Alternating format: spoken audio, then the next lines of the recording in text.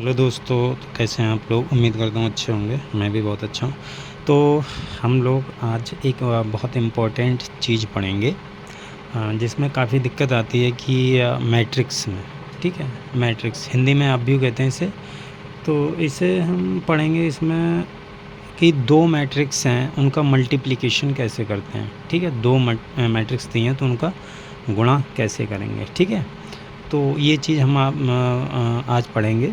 बहुत इम्पोर्टेंट है, अब इसे ध्यान से समझना। देखो, सबसे पहले मैं आपको बताऊं, जैसे हमारे पास में कोई मैट्रिक्स दी है। सपोज़ मैंने मान ली ये हमारे पास में मैट्रिक्स होंगी और ये देखो एंट्रीज हैं, ये आपको पता होंगी।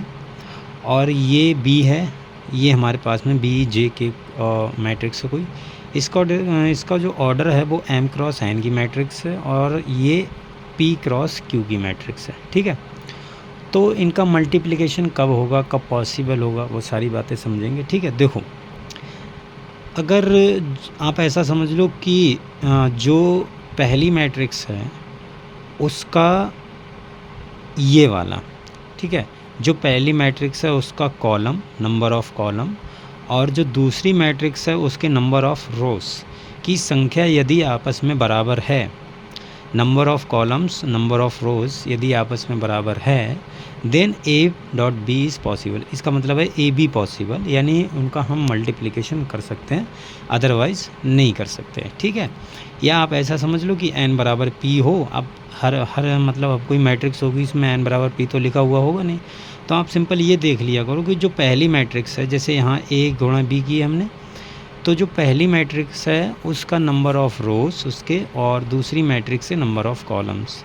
ठीक है, सॉरी, पहली मैट्रिक्स से नंबर ऑफ़ कॉलम्स और दूसरी मैट्रिक्स के नंबर ऑफ़ रोज़ यदि आपस में बराबर हैं तो उनका मल्टीप्लिकेशन पॉसिबल है, अदरवाइज़ हम उनका मल्टीप्लिकेशन नहीं कर सकते हैं। राइट, तो देखो, जैसे मैं एग्ज़ाम्पल आपको बता दूँ, एक एग्ज़ाम्पल मैंने ले लिया है कि एग्ज़ाम्पल से ज़्यादा समझ में आएगा अच्छे से। जैसे मैंने एक एग्ज़ाम्पल ले लिया, जैसे मैट्रिक्स ए है मेरे पास में। ए है, ये कुछ इस प्रकार की मैट्रिक्स है जो 2 क्रॉस 3 की मैट्रिक्स है। ठीक है, जिसका ऑर्डर कितना है, 2 क्रॉस 3। और बी है मेरे पास में 3 क्रॉस 2 की। ठीक, तो देखो इसमें नंबर ऑफ़ कॉलम्स गिन लो, 1 2 3। नंबर ऑफ़ कॉलम्स कितने हो गए, 3।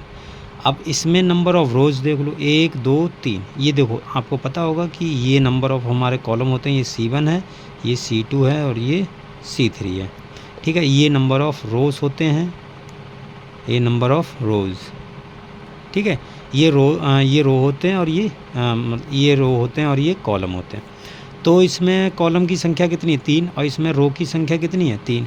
तो number of column number of row की संख्या आपस में बराबर है, तो ए बी पॉसिबल है। ठीक है, ए बी पॉसिबल है, यहाँ पर ए हम गुणा कर सकते हैं। अब और ऑर्डर आप ऐसे देख लो, देखो ये इसका, ये 3 है, ये भी 3 है, तो ये आपस में बराबर है, तो इनकी गुणा पॉसिबल है। ठीक, मेरे ख्याल से समझ में आ गया होगा। अगर हम मान लो बी ए कर रहे हैं, ठीक है, बी और ए हमें निकालना हो, तो हमें क्या करना पड़ेगा फिर। हमारे देखो यहाँ पर देखना होता है, यहाँ पर पहले मैट्रिक्स कौन सी आई, बी आई है, तो अब बी के हमें नंबर ऑफ़ कॉलम्स देखने होंगे। तो बी के हमें नंबर ऑफ़ कॉलम्स देखने होंगे, तो बी के नंबर ऑफ़ कॉलम्स कितने, 2। और फिर बाद में ए वाली मैट्रिक्स आई है, तो जो बाद में मैट्रिक्स आई है उसके नंबर ऑफ़ रोज़ देखने होंगे। नंबर ऑफ़ रोज़ कितने हैं इसके देखो, नंबर ऑफ़ कॉलम 2 और इसके नंबर ऑफ़ रोज़ कितने हैं, 2। तो ये आपस में बराबर है, तब भी इनका गुणा पॉसिबल है। ठीक है, तो इस प्रकार से जब भी हमें मैट्रिक्स दी होती हैं तो उनका हम मल्टीप्लिकेशन करते हैं। देखो, चलो हम इसका सीख लेते हैं कि इनका हम मल्टीप्लिकेशन कैसे निकालते हैं। पहले देखो, मैं आपको सिंपल सा एक 2 क्रॉस 2 की मैट्रिक्स लेके मैं उदाहरण बता दूं आपको, फिर ये वाली करेंगे। ठीक है, तो देखो, जैसे मैंने एग्ज़ाम्पल ले लिया है कि मैंने कोई मैट्रिक्स ले ली है, मान लो मेरे पास में है 2 1 3 4। ठीक है, ये मेरे पास में देखो 2 क्रॉस 2 की कोई मैट्रिक्स है, और बी मेरे पास में कोई मैट्रिक्स है जो है 3 2 1 2। ठीक है, ये मेरे पास में 2 क्रॉस 2 की दूसरी मैट्रिक्स है। अब देखो, ये 2 क्रॉस 2 की स्क्वायर, देखो जो स्क्वायर मैट्रिक्स होती हैं उनका मल्टीप्लिकेशन हमें ऑलवेज़ पॉसिबल होता है। ठीक है, उसमें कोई टेंशन लेने वाली बात नहीं है।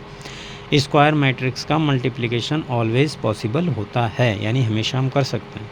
तो यहाँ से देखो, अगर मुझे ए बी निकालना हो तो देखो कैसे निकालते हैं, ध्यान से समझना है। ठीक है, देखो पहली मैट्रिक्स का, देखो पहली मैट्रिक्स ये है, लिख लो आप इसे 2 1 3 4, और बी मैट्रिक्स क्या है तुम्हारे पास में 3 2 1 2। ठीक है, अब इसका देखो मल्टीप्लिकेशन निकालो, कैसे करके करेंगे उसको आप ध्यान से समझना। देखो इसका रो उठाओ, पहला रो इसके कॉलम से मल्टीप्लाई करना है, इसका रो इसके कॉलम, पहला रो पहले कॉलम से इसका मल्टीप्लाई करो। तो देखो कैसे करेंगे, कैसे करके करना है, ध्यान से समझना। 2 का मल्टीप्लाई करो 3 से तो कितना हो गया 6, प्लस लगाओ, फिर इस 1 का मल्टीप्लाई करो इससे तो 1, तो ये 1 आ गया, पहली एंट्री हो गई, इसको छोड़ दो। अब ये वाला रो उठाओ, अब ये वाला रो तो है ही, अब इस वाले कॉलम को पकड़ो। तो देखो 2 का मल्टीप्लाई करो 2 से तो कितना हो गया 4, और फिर इसका मल्टीप्लाई करो इससे तो कितना हो गया 1, तो ये 1 आ गया। दूसरी एंट्री भी होगी 1, इसको कर दो 1। ठीक है, अब आपको क्या करना है, अब ये दूसरा रो उठाना है, फिर इसका पहला कॉलम, तो 3 का मल्टीप्लाई 3 से करो तो कितना हो गया 9, प्लस 4 का गुणा करो 1 से तो कितना हो गया 4, और फिर ये हो गया पूरा, फिर इसको करो 3 का मल्टीप्लाई करो 2 से तो कितना आएगा 6, प्लस 4 का मल्टीप्लाई करो 2 से तो कितना आएगा 8। ठीक है, तो ये हमारा ये हो गया 7, और ये हो गया 5, और ये हो गया 13, और ये हो गया तुम्हारा 14। ठीक है, तो ये तुम्हारा ए बी आ गया। इसी प्रकार आप बी ए निकाल सकते हो। ठीक है, इसी प्रकार आप बी ए निकालो, कोई दिक्कत नहीं, आप बी ए भी ऐसे निकाल सकते हो। चलो मैं बता देता हूँ बी ए कैसे निकालोगे। देखो हमने ए बी निकाल लिया, अब हम बी ए निकालेंगे। बी ए देखो कैसे निकलेगा, अगर मुझे बी ए निकालना हो तो पहले देखो बी को रखना पड़ेगा, तो 3 2 1 2। ठीक है, और अगर मुझे अब ए है, हाँ ए रख दो, 2 1 3 4। ठीक है, अब इनका मल्टीप्लिकेशन करो, तो देखो कैसे करके करना है, वही सेम, इसका रो उठाओ इसका कॉलम उठाओ। ठीक, इसका रो इसका कॉलम, तो 3 का मल्टीप्लाई करो 2 से तो कितना आएगा 6, लिख दिया, प्लस लगाओ। 2 का मल्टीप्लाई करो 3 से तो कितना आएगा 2 का मल्टीप्लाई करो 3 तो 6 आ गया, पहली एंट्री होगी बस। फिर इसका मल्टीप्लाई करो इससे, अब ये वाला उठाना है, तो 3 और प्लस 2 का मल्टीप्लाई 4 से करो तो 8 आ जाएगा। ठीक है, ये एंट्री होगी तुम्हारे पास में। और 1 का मल्टीप्लाई करो 2 से, अब ये वाला उठाओ, तो 1 का मल्टीप्लाई 2 से, प्लस 2 का मल्टीप्लाई 3 से तो 6, 1 का मल्टीप्लाई फिर किससे होगा 1 से, इस वाले से। ठीक है, और 2 का मल्टीप्लाई 4 से तो कितना आ गया 8। तो ये देखो कितना आ गया, ये आ गया 12, और ये 11, और ये आ गया 8, ये 9। ठीक है, तो यहाँ पर देखो मैंने बी ए इसलिए निकाला है, आप अगर ध्यान से देखोगे तो ए बी हमारे पास में जो मैट्रिक्स आई थी वो कुछ, तो देखो ए बी मैट्रिक्स ये थी 7 5 13 14, और जो बी ए मैट्रिक्स आई है, बी ए मैट्रिक्स आई है वो आई है हमारे पास में 12 11 8 9। ठीक है, तो ये हमारे पास में बी ए मैट्रिक्स आई है। देखो मैंने बी ए यहाँ पर इसलिए निकाल के बताई है। देखो इस प्रकार से गुणा तो हम सीख गए, लेकिन आप देखोगे यहाँ पर आपने देखा कि ए बी और बी ए बराबर नहीं है। तो इन जनरल देखो हम ये इसे हम बोलते हैं, इस वाले लॉ को हम बोलते हैं कॉम्यूटेटिव लॉ, कॉम्यूटेटिव लॉ। ठीक है, तो मैट्रिक्स मल्टीप्लिकेशन में कॉम्यूटेटिव लॉ होल्ड नहीं करता इन जनरल। ठीक है, कभी कभी हो सकता है, लेकिन इन जनरल होल्ड नहीं करता। तो इस प्रकार से देखो हम मैट्रिक्स का मल्टीप्लिकेशन करेंगे।